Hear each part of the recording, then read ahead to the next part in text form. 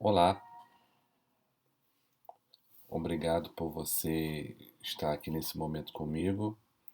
Estamos no último dia, essa apresentação ocorrerá no último dia de agosto de 2020, um ano de muitos acontecimentos, em especial a pandemia do coronavírus que assolou o nosso mundo, modificando a nossa rotina, modificando nossas impressões e experiências na vida.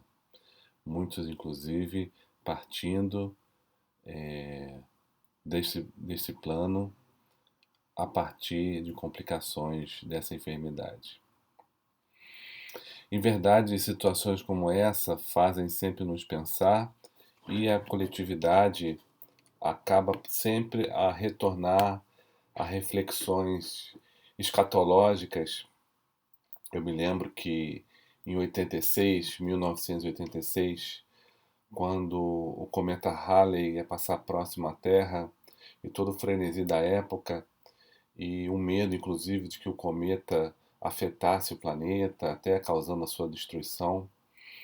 Eu me lembro de ir com a minha família para um alto de um monte ali em Botafogo, onde ali agora é a Praça Itzhak Rabin, uma fila grande para ver com a luneta o cometa Halley e minha frustração de ver um pontinho branco e estava esperando aquela coisa mais espetacular.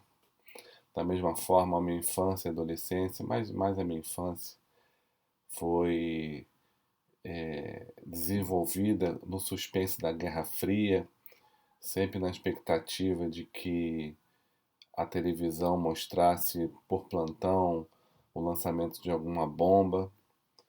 E depois passaram-se os anos, a virada do ano 2000 e também o medo das pessoas, pautado em interpretações bíblicas de que de 1000 passará, de 2000 não passará. Estamos aqui, passado-se mais um tempo, em 2001, exatamente há 19 anos atrás, com o atentado contra as Torres Gêmeas nos Estados Unidos e a mudança geopolítica que ocorreu desde então. Muitas coisas mudaram no mundo depois daquele dia. Aquele foi um ano também conturbado depois de setembro. E passado-se um tempo, depois de 2012, com a história do calendário Maia, em que seria um momento que haveria um cataclisma natural que destruiria o planeta. E mais a pouco, até ventilado no meio espírita a questão de 2019, que se não houvesse nenhum conflito bélico até 2019, as coisas mudariam, enfim. Nós estamos sempre ao longo da vida tendo esse tipo de expectativas, comentários acerca do fim do mundo. E como é um tema afeito à humanidade, à coletividade humana, isso também é tratado na obra espírita. Isso é tratado por Kardec. Vamos procurar, nesse momento, nesses próximos minutos, refletir um pouco sobre o que significa efetivamente o fim do mundo. Nós estamos num ano realmente de muitas turbulências, riscos de novas pandemias, até porque o fato do mundo estar mais globalizado e os países mais interativos, acabamos expostos a situações que antes o isolamento geográfico não gerava essas complicações. Ainda há rumores de guerras, rumores de atentados terroristas e uma série de outras situações do cotidiano, a saber, no nosso país, pelas dificuldades que cronicamente enfrentamos. Mas isso tudo nos leva a uma primeira reflexão. Quando se falam em mudanças, nós estudamos nas leis morais do Livro dos Espíritos uma lei importantíssima que é a lei do progresso. Tudo progride, tudo evolui, tudo se transforma constantemente. Os seres, os planetas, as circunstâncias. Se pararmos para olhar os cerca de 10.000 anos de civilização humana na Terra, quantos impérios não passaram? Aqueles impérios localizados entre os rios Tigre, Eufrates e Nilo, pensando nos assírios, nos babilônios, no Egito, na Índia, na China, na Grécia, na Roma, enfim, tantos outros que nós não colocamos. O apogeu e a queda dessas grandes potências mundiais e até recentemente também. Como as coisas se modificam. Na verdade, há que se diferenciar o mundo físico do mundo moral. O que eu quero dizer com isso? Muitas vezes, e até em todas as escrituras, isso é colocado de alguma forma, de variadas religiões, mas com Kardec a gente vai ver isso de uma maneira mais objetiva e menos figurada. Em verdade, há uma diferença entre o mundo físico, o planeta, e mudança de paradigma, mudança de consciência. Muitas vezes a gente atribui o fim do mundo como se esse planeta fosse ser destruído, quando, em verdade, se refletirmos sobre como a natureza funciona e estudarmos a lei de destruição, nós veremos que há um mecanismo de eficiência e não de desperdício. E não faz muito sentido o planeta entrar em destruição material, o quanto de investimento o universo não fez para a existência desse planeta, e a gente acaba tendo outros tipos de reflexão. É diferente a gente pensar na destruição do mundo natural, quando na verdade a gente tem que, talvez de uma maneira mais factível, pensar na mudança do mundo como nós conhecemos, como nós nos organizamos, como a nossa cultura se estabelece. Ou seja, efetivamente uma mudança de paradigma. Estamos num momento em que há um conflito entre os conceitos e comportamentos ligados ao velho mundo e os conceitos e comportamentos do novo mundo, com as suas exacerbações e bizarrices que nós vemos nos momentos de hoje, extremamente fora da normalidade. Há que saber que nós fomos criados simples e ignorantes. Se nós formos pensar na evolução do princípio inteligente, do princípio espiritual, gosto muito da classificação didática que o pesquisador Paulo Henrique de Figueiredo coloca, mostrando a evolução do princípio espiritual em 3 fases. A primeira fase, do átomo até o animal superior, em que o condicionamento através da dor e prazer se estabelece para o desenvolvimento daquele princípio, a partir do instinto, das emoções básicas, de medo, de dor, de alegria, de tristeza, e também dos mecanismos de dor e prazer, nos aproximando daquilo que nos dá prazer e nos afastando daquilo que causa dor, para nos habilitarmos a formas mais complexas e ao próprio amadurecimento desse princípio.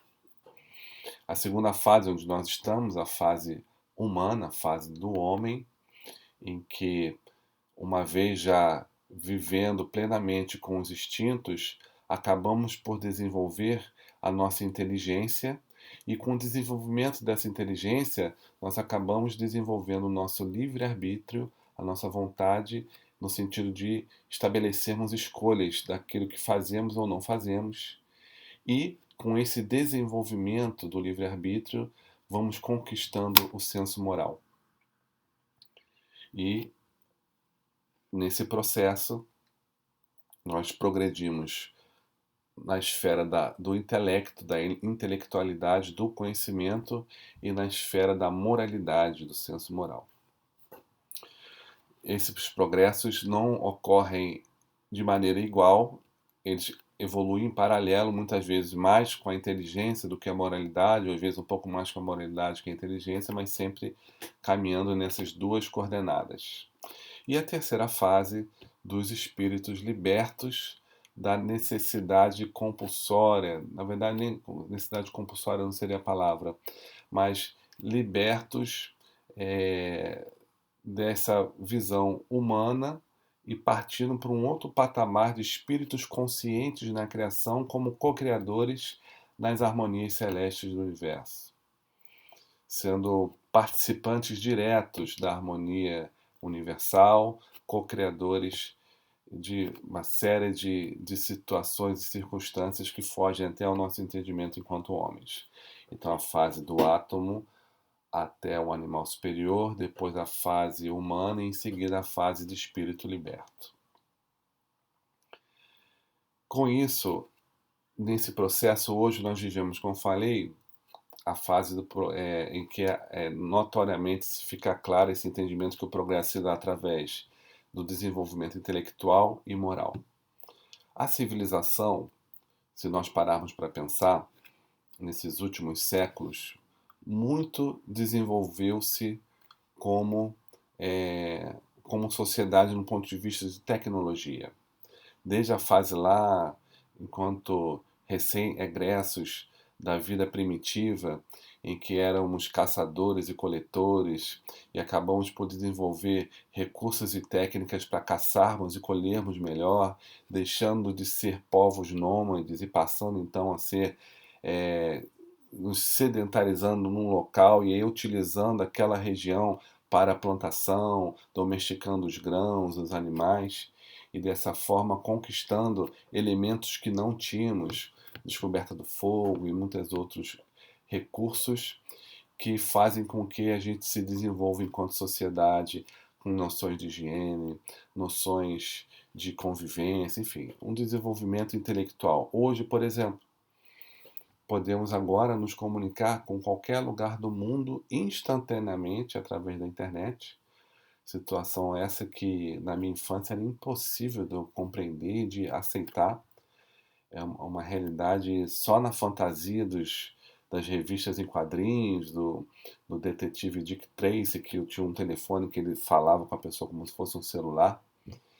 E hoje a gente tem uma série de avanços na medicina, nas ciências filosóficas, na engenharia, na física, na química, na biologia.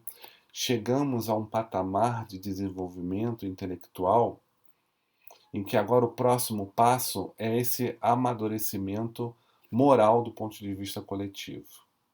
Isso já se vem processando, não é de um dia para o outro, e a doutrina espírita surgida no século XIX não foi o que provocou, mas está vindo como um auxiliar nesse processo de amadurecimento.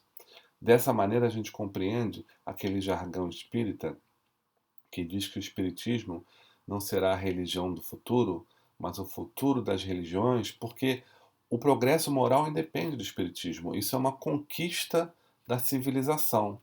É claro que as informações que a doutrina espírita nos oferece acaba sendo um recurso auxiliar nesse desenvolvimento para nós que optamos seguir por esse caminho. Mas esse conhecimento e esse desenvolvimento é inerente às humanidades. Quando vivíamos na época primitiva e o Homo sapiens tem milhares e milhares de anos, eu acho que talvez esse gênero Homo tenha cerca de 350 mil anos, me corrijam aí quem seja mais estudioso desse tema.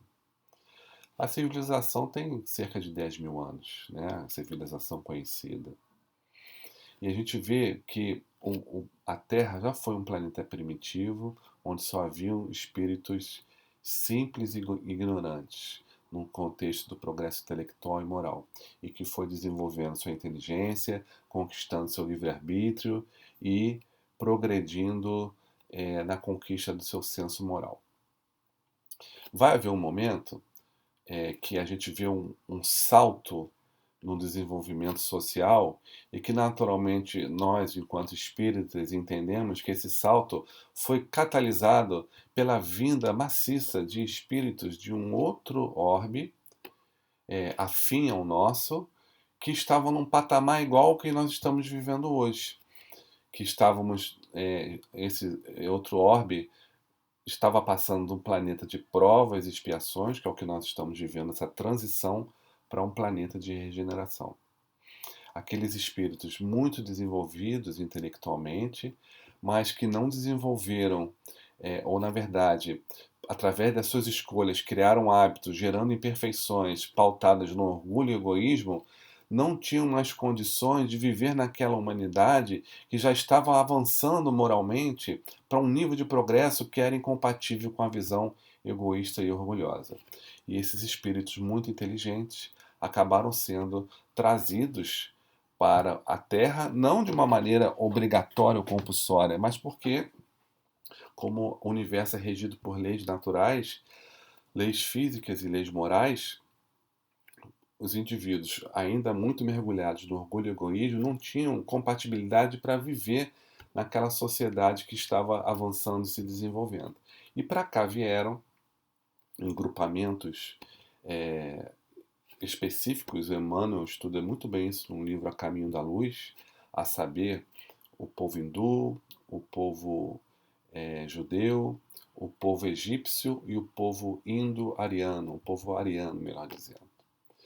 E lá, esses espíritos muito inteligentes, degradados para um planeta primitivo, tendo que refazer todo o seu desenvolvimento enquanto cidadão, participando do crescimento e do amadurecimento da nossa sociedade humana, da formação das civilizações.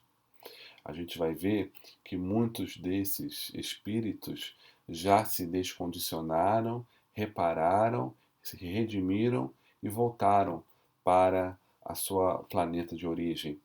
Mas muitos outros acabaram se mantendo aqui e, fruto desse conhecimento que adquiriram em outro planeta, acabaram por submeter os povos primitivos aqui da Terra através, inicialmente, do ensino e do desenvolvimento dos recursos da civilização, sendo instrumentos desse desenvolvimento tecnológico e social, mas, ao mesmo tempo, guardando para um grupo seleto informações mais profundas e colocando para o povão a visão mais limitada, a visão mais abrangente, estabelecendo que eles devessem obedecer cegamente a regras estabelecidas por essa elite intelectual e, entre aspas, espiritual. E aí esse processo se deu ao longo das civilizações e a gente sempre vê esse cenário de dominação de poucos para muitos, do conhecimento restrito a pouco e a visão para muitos. Fazendo um adendo para a doutrina espírita, é muito importante a gente perceber que a mensagem genuína de Kardec é pautada nos preceitos de liberdade, igualdade e fraternidade oxigenados pela Revolução Francesa, mas que essa revolução acabou sofrendo um desvio sangrento, mas de qualquer forma foi estabelecendo um ambiente cultural que proporcionou um desenvolvimento de uma mentalidade na época de Kardec que favoreceu o aparecimento do Espiritismo. Uma vez que Kardec desencarna em 1869, seus continuadores tiveram dificuldade porque o conhecimento oriundo das obras de Kardec acabou, de uma certa forma, sendo abafado por todos aqueles que tinham interesse de manter as ideias do mundo velho. E o Espiritismo veio trazer ideias de um mundo novo. O que eu estou querendo dizer com isso? E aí vai uma sugestão de uma leitura magnífica que vai realmente modificar muito e aprofundar esses conhecimentos, a obra desse pesquisador que eu falei mais cedo, Paulo Henrique de Figueiredo, e esse é um dos seus livros em que ele trata especificamente da, do conteúdo genuíno da doutrina enquanto moral autônoma, os desvios que foram sofridos desde o desencarne de Kardec e o resgate dessas informações, sobretudo nos últimos anos, a partir até do entendimento de um assunto que é polêmico, mas que vale a pena a sua reflexão no que diz respeito às traduções da Gênese. Que a Gênese, até a sua quarta edição, era a mesma impressão.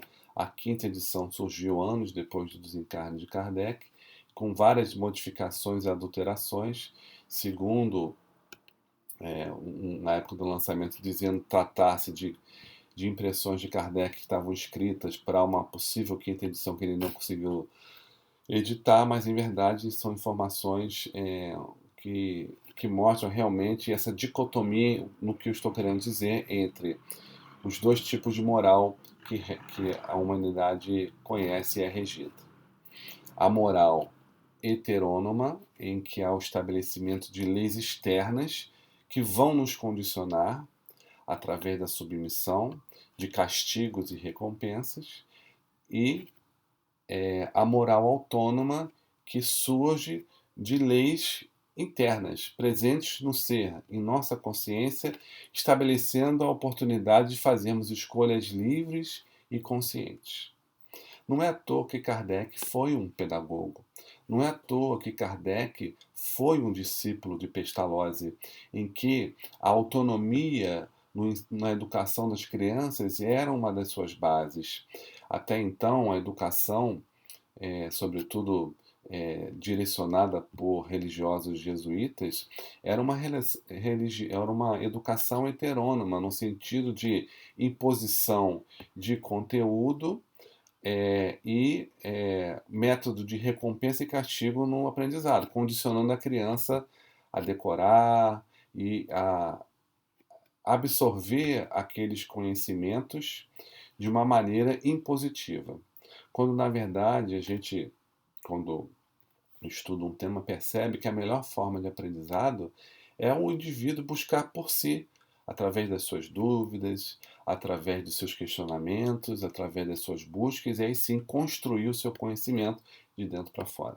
Isso é um exemplo interessante, como eu sou médico e na faculdade de medicina existe um modelo de aprendizado que é muito eficiente, que a gente chama de PBL, que é o Problem Based Learning, Learning, quer dizer aprendizado baseado em problemas. Então, ao invés de pegar um livro e estudar, por exemplo, doenças do esôfago, e estudar de cabo a rabo todas aquelas doenças, fisiopatologia, investigação diagnóstica, tratamento, em verdade, a partir de um caso clínico de um paciente com uma doença do esôfago, você passar a buscar as respostas para aquela situação, conversando com profissionais da área, pesquisando livros relacionados, e a construção do saber é muito mais fundamentada. Como também no aprendizado médico, é muito mais importante você estudar uma enfermidade a partir de um paciente do que a enfermidade de um livro.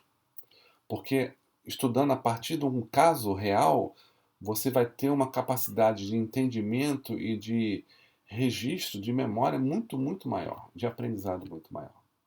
E isso mostra essa visão de autonomia e de heteronomia. A gente vai ver, por exemplo, na tradição aqui no nosso país, no Brasil, ou nós viemos de um lar católico, ou se já reencarnamos num lar espírita, esse lar espírita, na sua maioria das vezes, os seus pais vieram de um lar católico. Então, a gente está imerso numa cultura católica. É comum ver no movimento espírita no Brasil uma adequação de ideias católicas, uma adequação de comportamentos católicos no meio espírita. Vou dar um exemplo assim de uma maneira didática.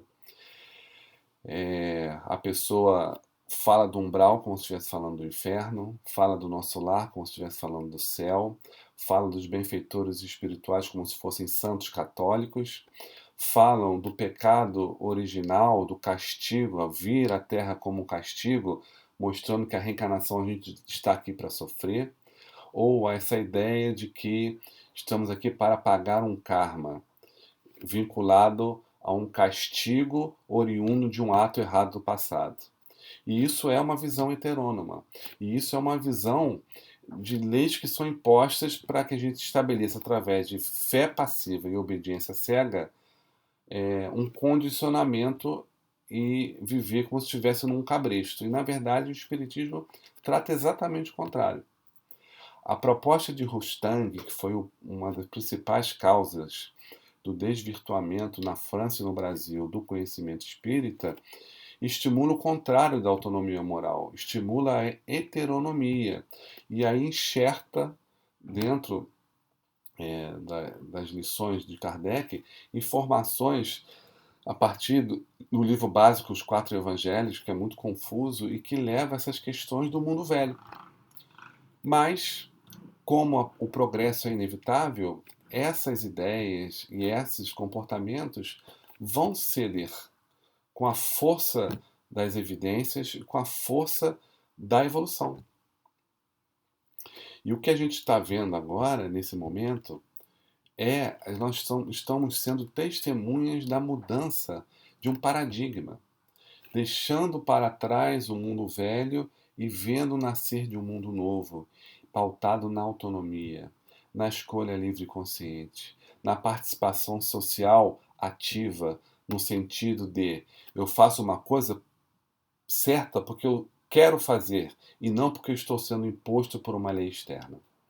E aí a nossa mentalidade muda de uma maneira completa. A gente faz uma verdadeira metanoia, como dizem os gregos, uma mudança além do que a gente imagina, nos dando a ideia de liberdade, porque isso a gente vai ver nas obras de Kardec. As experiências que nós temos na Terra e aquelas dificuldades ou adversidades não são castigos. Nós não estamos aqui para sofrer. Na verdade, são escolhas que o espírito faz como oportunidades de crescimento, de descondicionamento e reparação para que a gente modifique imperfeições que geram sofrimento. Lá no Céu e Inferno, na parte que trata do Código Penal da Vida Futura, nós vamos ver na síntese das 33 colocações a respeito do Código Penal da Vida Futura, que o sofrimento ele é inerente à imperfeição. Então, o sofrimento não é causado por resultados das nossas escolhas, mas sim pelas nossas escolhas. Escolhas desencadeadas, muitas das vezes, pela imperfeição que nós adquirimos. Kardec vai estudar em obras póstumas o orgulho e o egoísmo como uma exacerbação anômala do nosso instinto de conservação. Nós acabamos criando hábitos que vão gerar repetidamente continuados a uma imperfeição. E essa imperfeição é que vai gerar o sofrimento. E só vamos deixar de sofrer como deixarmos de ter essa imperfeição. E lá no Céu e Inferno ele mostra isso. Qual é o caminho? É o arrependimento, o descondicionamento, né? E a reparação. E aí a gente desfaz essa imperfeição e conquistamos mais felicidade. Porque a felicidade acaba sendo uma consequência natural das escolhas em harmonia com as leis que jazem em nossa consciência. Está lá no Livro dos Espíritos. Onde é que estão as leis de Deus? Elas estão na nossa consciência, no nosso íntimo. Immanuel Kant falava uma coisa muito bonita, mais ou menos assim, que duas coisas causavam uma maravilha, um estado de epifania nele. Primeiro, olhar o universo, o céu, o firmamento, a abóbada celeste, e outro, a lei moral que jazia no seu interior, que é inerente a todos os seres. Ah, mas aquela pessoa está cometendo atos contra terceiros, fazendo coisas muito equivocadas, e em algum momento ele vai ter consciência daquele ato vai de encontro às leis naturais imersas na sua consciência, ele vai ter que fazer o arrependimento, a expiação e a reparação, no sentido desse descondicionamento da imperfeição. E aí, através de novas escolhas, caminhar para a reabilitação e para a conquista de virtudes que o farão mais feliz. E sair dessa ideia de que estamos aqui num sofrimento por pagarmos erros do passado, sendo castigados por equívocos do passado. Essa é uma visão heterônoma, é uma visão do mundo velho. Estamos chegando a um momento do mundo novo, em que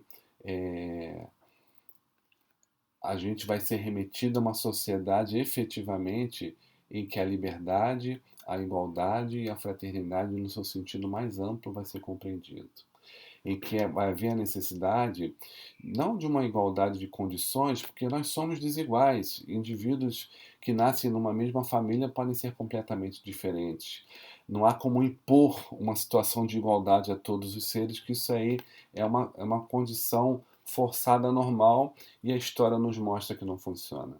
Mas sim, uma igualdade de oportunidades, pelo menos garantindo saúde, educação, moradia, para que, com seu esforço próprio, o indivíduo possa conquistar tudo aquilo que ele possa estabelecer através dos seus próprios méritos, naturalmente, com as condições iniciais de igualdade que permitam todos partirem das mesmas oportunidades.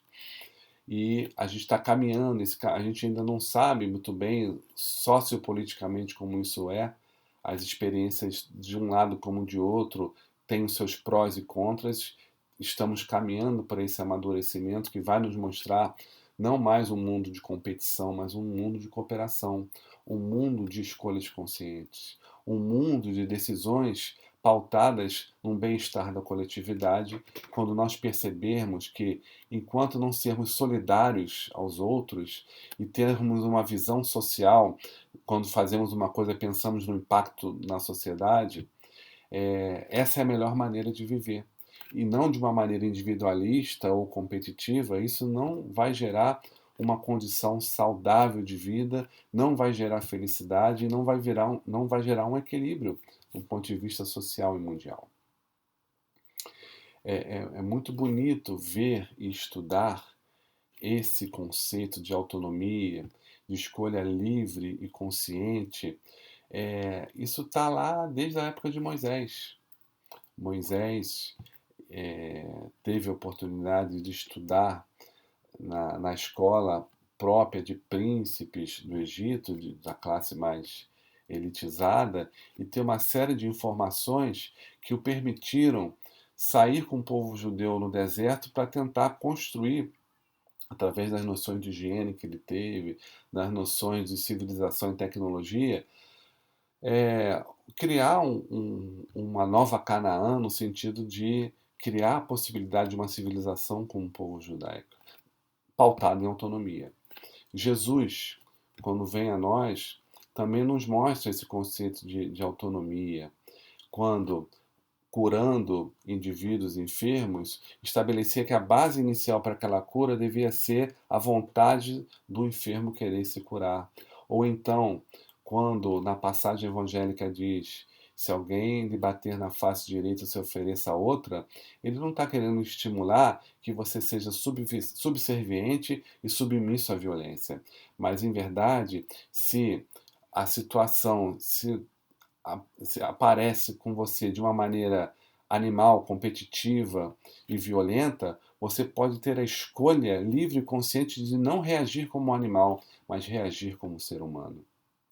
E é muito importante esse detalhe, no mundo que vivemos hoje, tem indivíduos que inconscientemente causam desordem na sociedade, e é fundamental que existam forças que possam neutralizar essas situações que estão levando a prejuízos de terceiros. São Luís, no Evangelho segundo o Espiritismo, nos mostra isso. É permitido repreender os outros quando há um prejuízo de terceiros. Então, é fundamental que hajam forças que mantenham a ordem e disciplina da sociedade e não seja uma coisa solta, que é sempre essa ideia de que você agir de forma cristã é agir de forma subserviente, agir de forma passiva, agir de forma conivente com o mal, quando na verdade não é nada disso. Jesus deu o exemplo viril de você se estabelecer e muitas das vezes, como a tradição mostra na passagem dos vendilhões do templo, de uma maneira altiva, mostrar o que efetivamente é o que deve ser feito. É, contrariando o status quo de uma situação que muitas vezes é contrária a esse preceito de liberdade, de igualdade e de fraternidade. Com Kardec, essas informações acabam sendo codificadas através da concordância de inúmeras comunicações de espíritos pelo mundo e por todo o trabalho exaustivo de Kardec na construção do edifício espírita. Agora, em 2020, no momento que nós vivemos, é fundamental a gente ter em mente todo o resgate dessas informações, a contextualização histórica e cultural das obras de Kardec, para que traçamos e prossigamos com o trabalho, desenvolvendo, aprofundando informações que vão ajudar essa nova sociedade e vão nos permitir nos melhorarmos como seres humanos, como espíritos imortais que somos, e os objetivos maiores enquanto espíritos é o nosso auto-melhoramento, nosso progresso, porque assim seremos felizes, e a geração de vínculos com os espíritos, porque por toda a eternidade nós somos seres sociais, nós não fomos feitos para ficarmos isolados, nós estamos interagindo com os outros, ajudando, sendo ajudados, orientando, sendo orientados, e assim nós vamos vivendo como uma comunidade universal, conquistando, aprendendo, desenvolvendo, enfrentando desafios e assim amadurecendo em espírito e verdade. Dessa forma, meus amigos, faço aqui reiterando a importância de que não importa se surjam agora novas epidemias, novas guerras, novos atentados terroristas, novas situações sociais e turbulências. Essas coisas podem acontecer, mas isso não vai gerar uma destruição do planeta.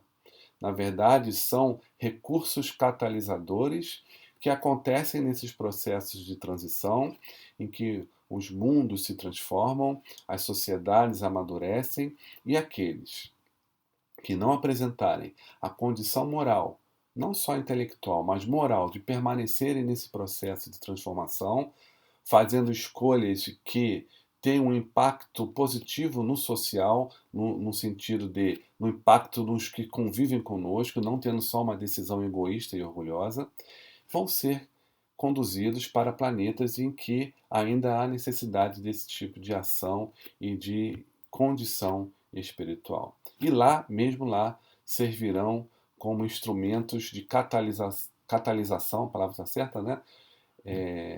De modificações naquela sociedade onde vão reencarnar. Vejamos a harmonia do universo em todos esses processos.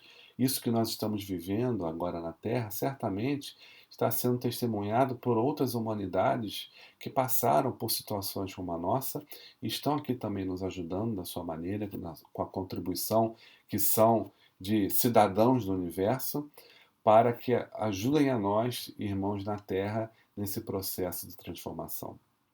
É importante, se nós decidimos sermos espíritas, é importante que a gente estude efetivamente Kardec. E não use, por exemplo, citações de livros do Kardec como se fossem escrituras sagradas. A gente tem que fazer um estudo continuado e um estudo de toda a obra para entender aquela citação e não pensá-la de uma maneira pontual, como se fosse um dogma. E isso gera confusões. Importante que a gente troque informações, que existam grupos de estudo. E agora, com essas lives, os recursos da tecnologia, isso tudo vai ser multiplicado e amplificado para o estudo das obras de Kardec, para o desenvolvimento enquanto espíritas e, a partir daí, estabelecermos novas pesquisas, participarmos da divulgação, mas, sobretudo, provocando a nossa reforma íntima genuína e não simplesmente um jargão em que usamos sem uma fundamentação nas nossas atitudes e na nossa vida. Eu quis trazer essa informação, né, do fim do mundo que nos assusta. Nós ficamos com medo do mundo acabar, ficamos com medo de desencarnar, de adoecer, e tudo isso, o medo é natural, é uma reação a situações bruscas das nossas vidas. Nós sempre queremos o melhor para nós, naturalmente, e é assim que tem que ser, mas temos que usar o Espiritismo como uma ferramenta para que possamos passar por esses momentos como o Mestre Jesus nos ensina quando ensinava na Galiléia, e certa vez resolveu pegar um barco com seus discípulos para atravessar o mar da Galiléia, o lago de Genezaré, para atingir uma outra cidade, se não me falha a memória, Gedara. Posso estar equivocado, mas acho que é essa sim. E no meio dessa travessia surge uma tempestade terrível. O barco onde estava Jesus e os apóstolos sofre diretamente a ação da intempérie, das ondas, das chuvas, dos ventos, com o risco real do barco afundar. Nesse momento, Jesus estava dormindo e é acordado por apóstolos amedrontados e desesperados pelo risco da morte com um naufrágio. Jesus levanta-se e fala porque homens de pouca fé são homens de pouca fé, mais ou menos nessas palavras, e com um gesto a chuva cede, o vento para e o mar se acalma. É claro que a autoridade moral de Jesus estabelece uma influência sobre as inteligências que controlam a natureza, que controlam os ventos, que controlam o mar, que controlam as chuvas. A gente vai estudando perceber que quando há a transição do mundo animal para o mundo hominal, esse intervalo, os espíritos nesta fase de transição muitas vezes participam é, desses mecanismos naturais, chuvas, ventos, marés, ciclos da natureza, cuidados de animais, e eles são coordenados por inteligências superiores, certamente espíritos libertos, cooperadores de Jesus nessa tarefa, e por uma ação direta de Jesus há essa intervenção e tudo se acalma. Mas a lição vai muito além disso. A fé, que etimologicamente vai nos trazer a ideia de fidelidade, de confiança, é justamente o que nós precisamos ter para as nossas vidas, que se desenvolvermos a nossa fé através do raciocínio, do estudo sério, daí a fé raciocinada, vai nos garantir uma confiança de atravessarmos as intempéries das dificuldades e dos testemunhos nesta vida com a mesma tranquilidade de Jesus, a ponto de ele dormir no meio da tempestade. Ou como os primeiros cristãos que enfrentavam as feras nos coliseus ou as fogueiras e as cruzes com galhardia e serenidade pautadas nesta fé, nesta confiança de um Deus infinitamente justo e bom, a gerar leis que determinam todos esses conceitos de justiça, de amor, de bondade, ou como melhor dito lá no Livro dos Espíritos, a grande lei da justiça, amor e caridade, que acaba sendo uma lei de grande importância a reger as nossas vidas, as circunstâncias que nós estamos, a vida que nós vamos ter. Com isso, meus amigos, eu espero de todo o coração que possam aproveitar o que eu pude falar com vocês nesses minutos e acredito até que normalmente numa palestra original a gente faz exatamente em torno de 1 hora, mas numa live eu acho que muitas vezes o conteúdo pode ser colocado num período um pouco menor, acaba sendo mais útil e eu acabo não sendo monótono para vocês e acaba aproveitando melhor o tempo de vocês. Espero ter sido útil de alguma maneira nesses minutos que vocês compartilharam comigo, que sigamos no estudo de Kardec, seguindo os exemplos de Jesus, mas de uma maneira genuína em nossas vidas. Uma boa tarde, boa noite ou bom dia a todos.